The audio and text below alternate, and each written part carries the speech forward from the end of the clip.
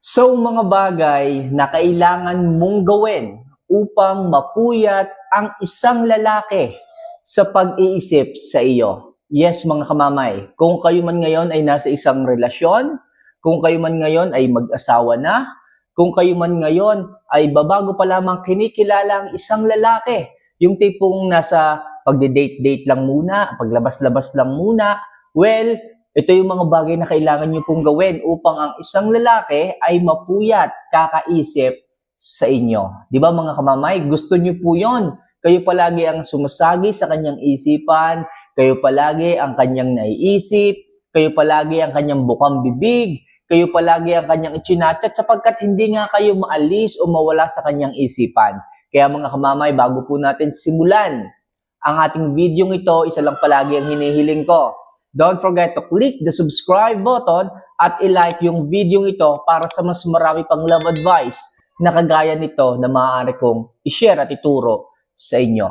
Kung napindot nyo na po yung ating notification bell at nakapag-subscribe na kayo, simulan na po natin ang ating topic ngayong gabing ito. So ano nga ba yung mga tips o mga bagay na kailangan mong gawin upang mapuyat, magkaibag ang isang lalaki sa pag-iisip niya sa iyo? So number 1, maging energetic at ipakita mo yung natural na vibes. Okay, ito ay para sa mga nagde-date-date pa lang muna, lumalabas-labas lang muna, mga girls. Okay, kung alam nyo naman na okay yung isang lalaki, wag na kayong mahiya. Wag nyo nang ipakita yung shy type ninyo. Okay, mas maganda pa rin mga kamamay na ipinapakita nyo kung ano yung ugali talaga ninyo. Kung ano talaga yung vibes ninyo, kung ano talaga yung natural, okay, na ikaw. Kung kengkoy ka man, o kung ikaw man ay kalog, ipakita mo yan mga kamamay. Mas gusto ng isang lalaki yung nakikilala ka agad niya.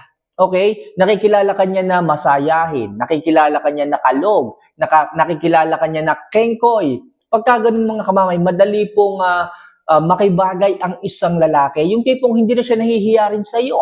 Yung tipong, di ba, pagka kayo ay first timer na magde-date o hindi pa ganun kayo magkakilala, di ba, hihiya-hiya pa kayo? Okay, nikuha ng fried chicken doon sa bucket, okay, hindi nyo makuha kasi nahihiya kayo doon sa lalaki. O pagkagat nyo sa manok ng Mang Inasal, hindi nyo magawa. Okay, kahit gutom na kayo o kahit ika nga ay gustong-gusto nyo ng kamayin pero hindi mo pa rin magawa, dahil nga nahihiya ka, kamamay. Pero kung sa mga time na yon, sa mga sitwasyon na yon, ipinapakita mo sa kanya na parang wala ka ng hiya. Ibig sabihin, hindi ka na masyadong shy type pa. Huwag naman yung sobrang OA naman. Baka mamaya, sabihin naman ng lalaki, napakabastos naman ng babae na to. Hindi yata naturuan to ng tamang ano. Hindi naman po yung sobra. Yung tipong ano lang, pakita mo lang yung vibes mo, yung saya mo sa kanya. At the end of the day, mga kamamay, pag nakita, na-realize ng isang lalaki, isipin ka, aba, okay pala yung babae na yon. Mabait naman pala siya. Hindi siya mahirap pakisamahan. Yun yung maiisip ng isang lalaki. Bigla na lang siyang ngingiti. Nakahiga sa kama, bigla na lang siyang ngingiti. Bakit? Kasi, nakukuha niya na yung ugali mo. Yung kung ano ka, di ba? Kaysa doon sa matatapos na yung araw, okay, uuwi na kayo, maghihiwalay na kayo, hindi man lang kayo nakapag-usap ng maayos. Bakit?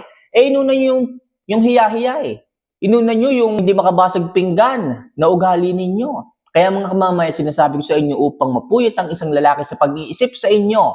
Kung kayo ay babago pa lamang nagkakakilala, ay kailangan mga kamamay, huwag kang mahihiya. Ipakita mo lang yung totoong ikaw, yung natural na vibes mo. Makakatulong po yan. So number 2, iwasan mo na maging toxic ang ugali mo sa isang lalaki. Yes, mga kamamay. Okay? Ayaw ng isang lalaki yung isang toxic na ugali ng isang babae. Kahit sinong lalaki, ayaw ng babaeng ganito. Okay? So ito naman ay para sa mga mag-asawa na, sa mga magjowa na.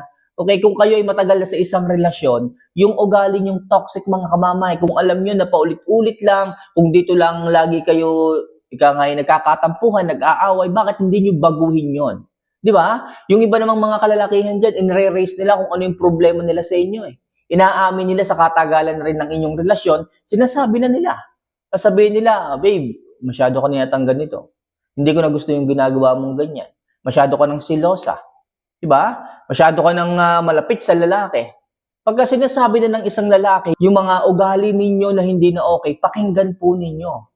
Sapagkat mas nakikita ng isang lalaki yung mga toxic ninyong ugali kaysa sa ipinapakita ninyo. Mangyayari niyan kapag pinagpatuloy mo yung toxic mong ugali kahit nasabi na sa'yo, baka mamaya sa halip na isipin ka niya, matuwa pa nga yan Diba? Na hindi ka niya naiisip, na hindi ka niya inaalala. Sapagkat hindi ka nakakatulong sa kanya. Kaya mga kamamay, kung gusto mo na ang isang lalaki ay maging masaya sa relasyon ninyo, ang isang lalaki ay maging exciting sa inyong relasyon. Yung tipong sa bawat pagkikita ninyo, nandoon yung excitement, nandoon yung happiness, nandoon yung intense.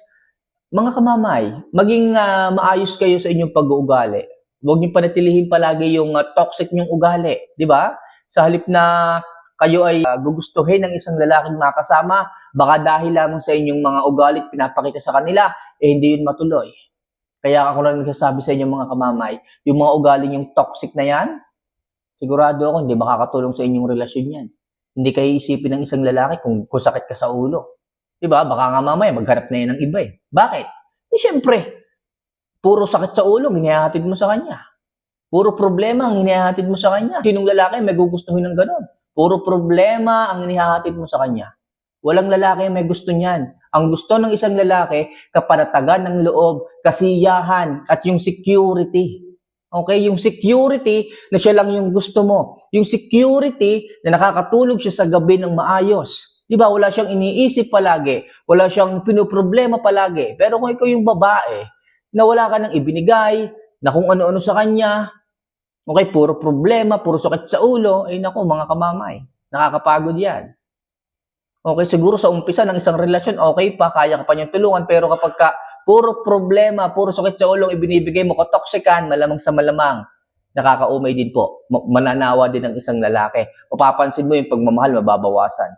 Mapapansin mo yung happiness, mababawasan. Mapapansin mo rin, kahit niyayaya mo yan lumabas, hindi yan sumasama. Bakit? Kasi, puro katoksikan lang ang hihatid mo sa kanya Di ba? Kaya mga kamamay ako nagsasabi sa inyo, yung mga ugali yung toxic na yan, hindi makakatulong sa isang relasyon. Yung katoksikan ng ugali ninyo, hindi yan dahilan upang isipin kayo ng isang lalaki at mapupuyat sila para sa inyo. Okay? So next, paminsan-minsan, subukan mong mambitin. Yan mga kamamay, ito maganda rin po ito. Mga girls, kapag kayo lumalabas, nagkakaroon kayo ng isang quality time na magkasama. Okay? At the end of your time, kung sa huli, halimbawa, maghihiwalay na kayo. Okay, gabi na, alas 6 na, kailangan nyo nang umuwi. Nagsini kayo, kumain kayo sa labas, nag-SM kayo, nag-mall kayo, or kung ano mang ginawa ninyo. So, sa bandang huli, kapag maghihiwalay na kayo, pwede mo siyang iwanan ng sabihin sa kanya na, PJ, salamat sa oras mo, nag-enjoy ako. Sana next time, gala ulit tayo. Masaya akong kasama ka. Okay, so next time, may bibigay ako sa iyo. Okay, so cut off, putulin mo na yung usapan, magtataka yon, iniwanan mo lang siya ng nakahang, nakatanungan para mag-isip ang isang lalaki. Pag sinabi mo na may bibigay ka sa kanya tapos hindi mo na itinuloy, so pag uwi niya ng bahay, iisip-isipin niya yon.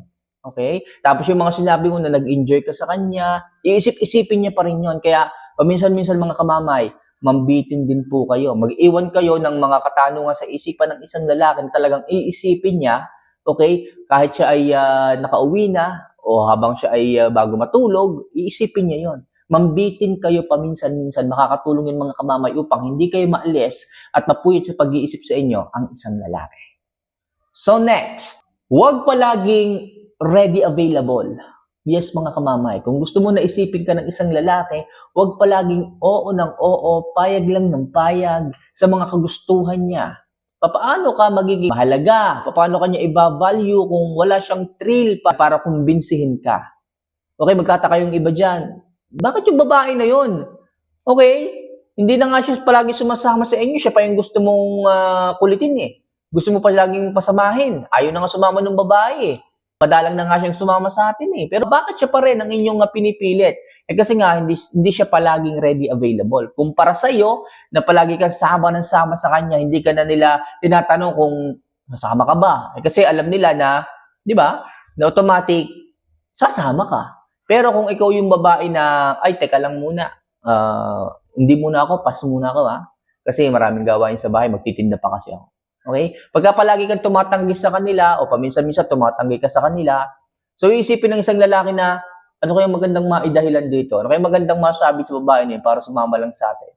Kapag gusto ko talaga ng isang lalaki, talagang hanap-hanapin niya yung attention mo kapag hindi ka available. Talagang malayo pa lang yung petsa, sinasabihan ka na kaagad niya. So effort yun mga kamamay. At yung araw-araw na panunuyo, sige na, sumama ka na. Sige na, makijoin ka naman. Ako nang bahala sa pamasahe mo. Ako nang bahala sa foods mo, sagot ko na. So ganun ka kahalaga mga kamamay. At tinuturing ka nila ang ginto kapag hindi ka palaging ready available sa bawat yaya nila. At palagi kanyang iisipin. Okay? O baka nga pagka ilang linggo pa lang yung event, sa gabi, isip-isipin ka niya, okay, sumama kaya yung babae na yun? Ano kayo maidahilan? Di ba? Lagi kang iisipin ng isang lalaki kapag gano'n. Kaya mga kamamay, huwag palaging ready available sa bawat iyaya, sa bawat imbitasyon ng isang lalaki upang sa gano'n, lagi kang isipin ng isang lalaki, mapuyat ang isang lalaki sa pag-iisip sa iyo. And last, sanayin sa isang bagay at bigla kang mawala. Yes, mga kamamay, ito napaka-effective po nito. Ito nagawa ko na rin dati eh. Ang isang lalaki mga kamamay kapag kayan ay ininbisan nyo ng ininbisan ng oras, ng panahon, ng bagay, ay talagang mahuhumaling yan sa inyo. Mahuhulog talaga yan sa inyo. So, paano kanya iisipin? Kapag marami ka ng investment sa kanya, kapag palagi kayong lumalabas, kapag palagi kayong tumatawa, magkasama, palagi kayong magkasabay kumain, magkasabay kayong umuwi ng bahay, tapos bigla kang mawawala. Napakalaking kawalan mo sa isang lalaki kapag kaganyan. Niha-niho, wala kang message sa kanya, bigla ka nalang mawawala. Magtataka yan, mga kamamay. Ano nangyari sa babae na yun? Bakit hindi na nagparamdam? Kahapon lang magkasama kami, pero bakit ngayon?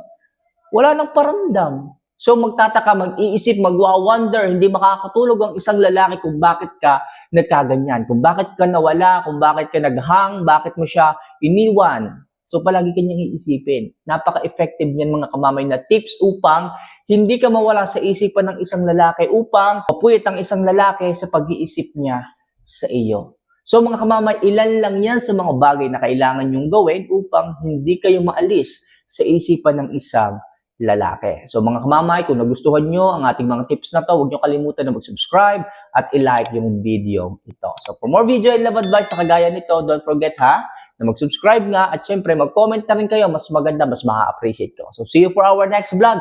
Mahal ko po kayo. Paalam.